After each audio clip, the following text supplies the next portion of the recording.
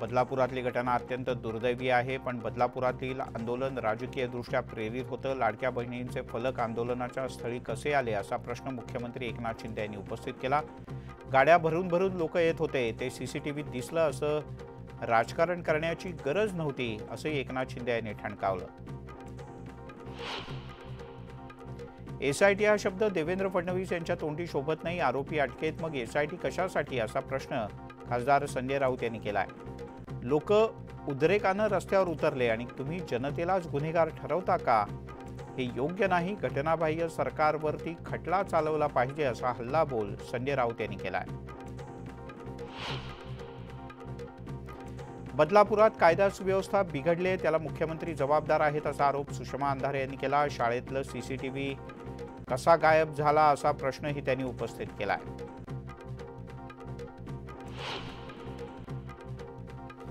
बदलापूर प्रकरणातील नराधमांना शासन झालं पाहिजे. पुन्हा असं करण्याचं धाडस सुद्धा होता कामा नये असं अजित पवार यांनी म्हटलंय. मुलींकडे बघण्याचा दृष्टिकोन बदलला पाहिजे. केंद्राकडे कायद्याची शिफारस करणार असं आश्वासन अजित पवार यांनी दिलं. बदलापूर घटनेतील नराधमाला तातडीनं शिक्षा देणं हाच पीडित कुटुंबियांसाठी न्याय असेल असं वक्तव्य भाजपचे नेते आशिष शेलार यांनी केलंय. तर विरोधकांनी दुर्दैवी घटनेचं राजकारण करू नये असं आवाहन सुद्धा त्यांनी केलं आहे. आमचं सरकार ऍक्शन मोडवर असून आरोपीला फाशीची शिक्षा देण्यावर एकमत आहे असं आमदार नितेश राणे यांनी म्हटलंय. बदलापुरातल्या घटनेवरून विरोधकांच्याकडून राजकारण सुरू आहे असा आरोप नितेश राणे यांनी केला. बदलापूरच्या केसची सुनावणी ही फास्ट ट्रॅक कोर्टात होईल. उज्ज्वल निकम यांची विशेष सरकारी वकील म्हणून नेमणूक करण्यात आली. या नियुक्तीवर विरोधी पक्षनेते वडेट्टीवार यांनी आक्षेप घेतलाय. ती शिक्षण संस्था एका पक्षाशी संबंधित आहे, त्याच पक्षाशी संबंधित वकिलाला विशेष वकील म्हणून नेमणूक केली. उद्या हे प्रकरण दाबलं गेलं तर त्याला जबाबदार कोण असा प्रश्न विजय वडेट्टीवार यांनी उपस्थित केलाय. सुप्रिया सुळे यांनी अजित पवार यांचा राजीनामा मागितल्यानंतर मंत्री अनिल पाटील यांनी जोरदार निशाणा साधलाय. बदलापूरच्या घटनेबद्दल अजितदादांचा राजीनामा मागणं म्हणजे केवळ राजकारण आहे असा हल्लाबोल त्यांनी केलाय. कुटुंबाला आधार द्यायला हवा हे सुप्रियाताई यांना कळलं पाहिजे असंही त्यांनी नमूद केलं.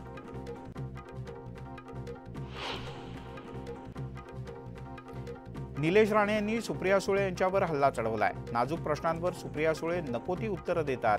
त्यांना सगळं सोन्याच्या ताटात मिळालंय म्हणून त्या अशा प्रतिक्रिया देत असतात असा हल्लाबोल राणे यांनी केलाय. बदलापूरमधील पोलीस ठाण्याच्या बाहेर ठाकरे गटाच्या नेत्या सुषमा अंधारे यांनी ठिय्या आंदोलन सुरू केलंय. बदलापूर प्रकरणी नागरिकांवर दाखल केलेले गुन्हे रद्द करावेत. चिमुकलीवर झालेल्या अन्यायाचा गुन्हा दाखल करण्यास उशीर का असे प्रश्न सुद्धा उपस्थित केले जात आहेत.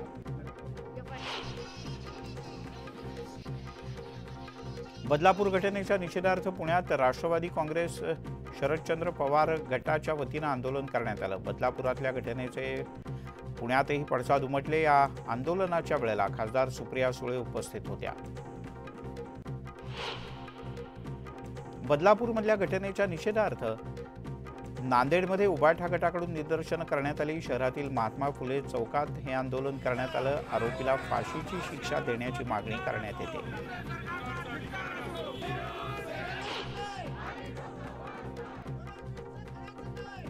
बदलापुरातील घटनेच्या निषेधार्थ लालबागमधल्या भारतमाता सिनेमाच्या जवळ ठाकरे गटानं जोरदार आंदोलन केलं. यावेळेला सरकार आणि पोलिसांच्या विरोधात ठाकरे गट आक्रमक झाला होता.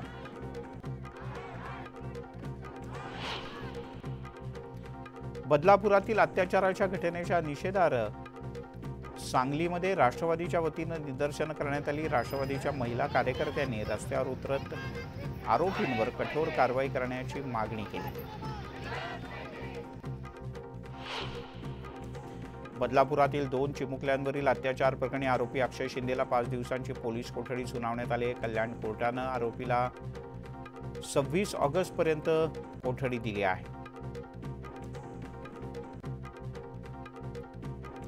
आरोपी अक्षय शिंदे याचं वकीलपत्र घेण्यास कल्याण कोर्टातल्या वकिलांनी स्पष्टपणे नकार दिला. कल्याणमधील कोणत्याही वकिलानं अक्षय शिंदे यांचं वकीलपत्र घेऊ नये अशी मागणी कोर्टातल्या वकिलांनी केली आणि त्याला बाकीच्या वकिलांनी सकारात्मक प्रतिसाद दिलाय.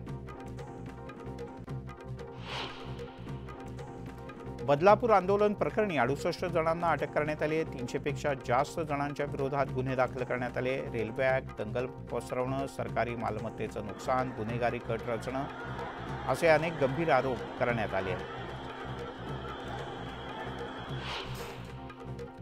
बदलापूर अत्याचार प्रकरणी सरकारकडून SIT स्थापन करण्यात आली आहे. IPS आरती सिंग यांची या SITच्या प्रमुखपदी नियुक्ती करण्यात आली आहे. बदलापुरातल्या शाळेत झालेलं जनआंदोलन आणि तोडफोडीच्या नंतर शाळा परिसरात मोठ्या प्रमाणात बंदोबस्त तैनात करण्यात आलेला आहे. पोलिसांच्या उपस्थितीमुळे या शाळेच्या परिसराला चक्क पोलीस छावणीचं रूप आलं होतं. बदलापूर शहरात रात्री 12 वाजल्यापासून इंटरनेट सेवा बंद करण्यात आली आहे. व्हायरल मेसेजमुळे पुन्हा आंदोलन भडकू नये याकरता रेल्वे प्रशासन विशेष काळजी घेत आहे. बदलापूरमधल्या घटनेनंतर मुंबई उपनगरचे पालकमंत्री मंगलप्रभात लोढा यांनी प्रत्येक शैक्षणिक संस्थेत एक महिला स्वच्छता कर्मचारी नेमण्याचे आदेश जारी केलेत. तर शैक्षणिक संस्थेत आत्मरक्षणासाठी काही विशेष अभियान सुद्धा चालवलं जाणार असल्याचं त्यांनी जाहीर केलं. मुंबईतल्या नागपाडा परिसरात 8 वर्षीय मुलीवर अत्याचाराची घटना घडली आहे. कानातले विक्री करणाऱ्यानंच मुलीवर अत्याचार केल्याचं समोर आलंय. झुबेर शाह असं या आरोपीचं नाव आहे. या आरोपीला पोलिसांनी अटक केली. नाशिक जिल्ह्याच्या सिन्नर तालुक्यात अवघ्या 4.5 वर्षांच्या चिमुकलीचं अपहरण करून तिच्यावर अत्याचार केल्यात आल्याची धक्कादायक माहिती समोर आली आहे. चिमुकली घरासमोर खेळत असताना गावात राहणाऱ्या एका नराधमानं तिला उचलून नेलं. दरम्यान या प्रकरणी संशयित आरोपीला पोलिसांनी ताब्यात घेतलंय. तर मुलगी सुद्धा आता सुखरूप आहे. अकोला जिल्ह्यातल्या बाळापूर तालुक्यात एक संतापजनक प्रकार समोर आलाय. तालुक्याच्या काही भागामध्ये तालुक्याच्या काजीखेडा इथल्या जिल्हा परिषदेच्या शाळेत उच्च माध्यमिक शाळेत एका शिक्षकानं विद्यार्थिनींना काही अश्लील व्हिडिओ दाखवल्याची घटना घडली. या प्रकारानं जिल्हाभरात संताप व्यक्त केला जातोय. अकोल्यातल्या घटनेवर उबाठा गटाचे आमदार नितीन देशमुख यांनी संतप्त प्रतिक्रिया दिली. नराधम शिक्षकावर कठोर कारवाई करून त्याला बडतर्फ केलं पाहिजे अशी मागणी नितीन देशमुख यांनी केली. पण सुरक्षा महिलांना आवश्यक त्या स्वरूपात दिली जात नाही असा आरोप सुद्धा करण्यात आला. महिलांना 1500 रुपये न देता सुरक्षा द्या अशी मागणी करण्यात आली.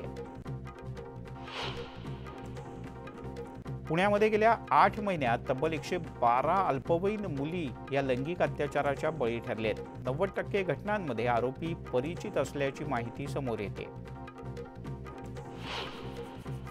संभाजीनगरमध्ये एका तरुणाच्या छेडछाडीला कंटाळून एका तरुणीनं आत्महत्या केल्याची घटना घडली. तरुणीच्या आत्महत्येनंतर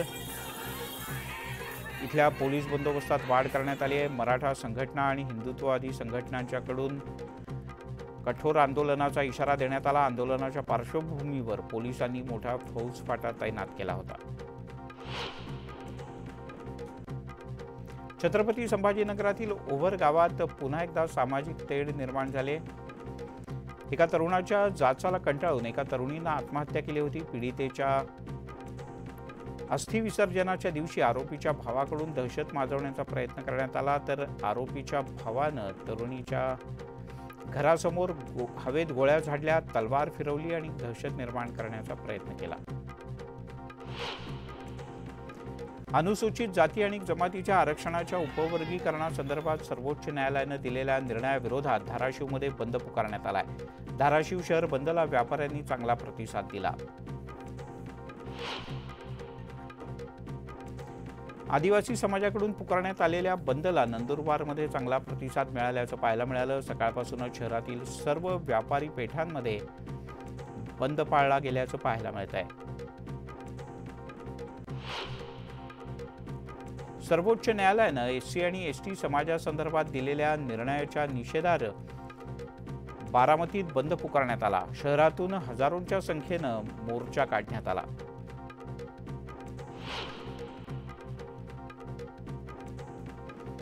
अनुसूचित जाती जमाती वर्गीकरणाला विरोध करण्यासाठी दापोली बंदची हाक देण्यात आली होती. आपत्कालीन सेवा वगळता सर्व दुकानं बंद ठेवण्यात आली. एससी एसटी आरक्षण वर्गीकरणाचा निर्णय मागे घ्या यासह वेगवेगळ्या मागण्यांसाठी भारत बंदची हाक देण्यात आली. भारत बंदला बीड जिल्ह्यात मोठा प्रतिसाद मिळाल्याचं पाहायला मिळतंय. यावेळेला दुचाकीवरून एक मोठी रॅली सुद्धा काढण्यात आली. मनमाडमध्ये बंदला चांगला प्रतिसाद मिळतोय. व्यापाऱ्यांनी दुकानं बंद ठेवत बंदला पाठिंबा दर्शवला. या बंदमधून हॉस्पिटल, दूध, डेअरी यासह अत्यावश्यक गोष्टींना वगळण्यात आला आहे. एससी एसटी आणि ओबीसी आरक्षणाच्या संदर्भात सर्वोच्च न्यायालयानं राज्यांना काही उपवर्ग बनवण्याचे अधिकार दिलेत. हा निर्णय मागे घेण्यात यावा.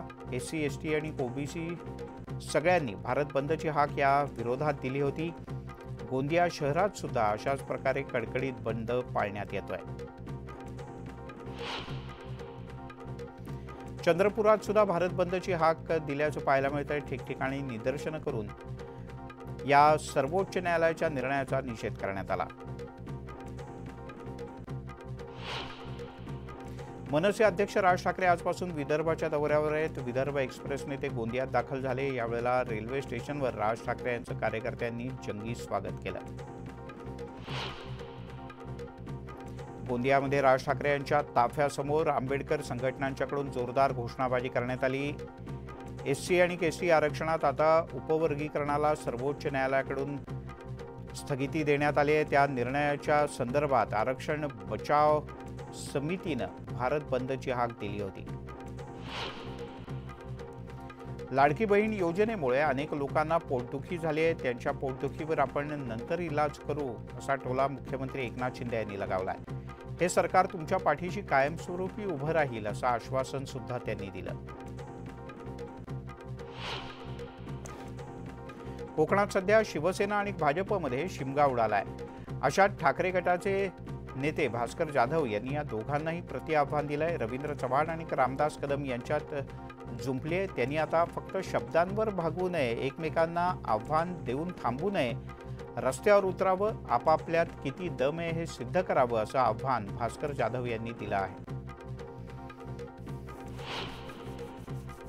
अंतरवाली सराटीत मनोज जरांगे पाटील यांची 29 ऑगस्टला होणारी बैठक पुढे ढकलण्यात आल्याचं त्यांनी स्वतः जाहीर केलं. मराठ्यांची रणनीती पाहून सरकार पुढचं धोरण आखणार आहे. त्यामुळे आपले डावपेच त्यांना कळू नयेत यासाठी आपण ही बैठक पुढे ढकलल्याचं त्यांनी नमूद केलं. धैर्यशील मोहिते पाटील यांनी शहाजी बापू पाटील यांच्या सांगोल्यातल्या कार्यकर्त्याला दम भरलाय. चुकीच्या पद्धतीनं काम केल्यास त्याचा जाब विचारला जाईल, तर योग्य पद्धतीनं काम केलं नाही तर सोलापूरची एकता आम्ही दाखवून देऊ आणि ताकद दाखवून देऊ असंही त्यांनी नमूद केलं.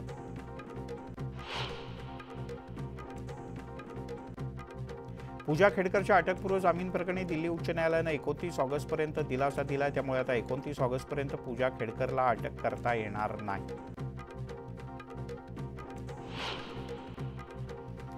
सवर्ग पेसा अंतर्गत भरती प्रक्रियेच्या संदर्भात मागण्या करण्यासाठी आदिवासींच्या विविध संघटनांनी आंदोलन केलं. ठिकठिकाणी चक्काजाम आंदोलन करण्यात आलं. या आंदोलनाच्या दरम्यान पोलिसांचा कडेकोट बंदोबस्त सुद्धा ठिकठिकाणी तैनात करण्यात आला होता. पेसा भरती संदर्भातील आंदोलनाला पाठिंबा देण्यासाठी पालघर जिल्हा बंदची हाक देण्यात आली. जिल्ह्यातील जव्हार, मोखडा, विक्रमगड, तलासरी, डहाणू या तालुक्यात कडकडीत बंद पाळण्यात येतोय.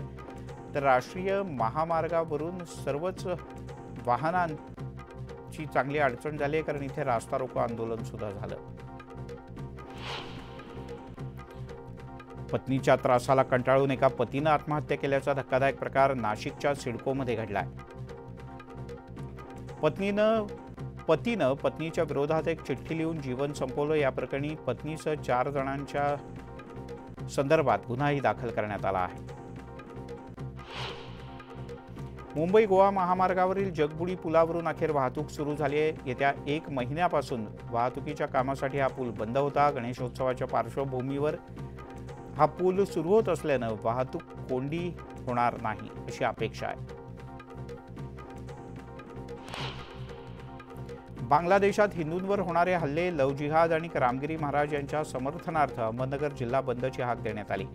व्यावसायिकांनी सर्व व्यवहार बंद ठेवून सकल हिंदू समाजाच्या आंदोलनात मोठ्या संख्येने सहभाग घेतलाय।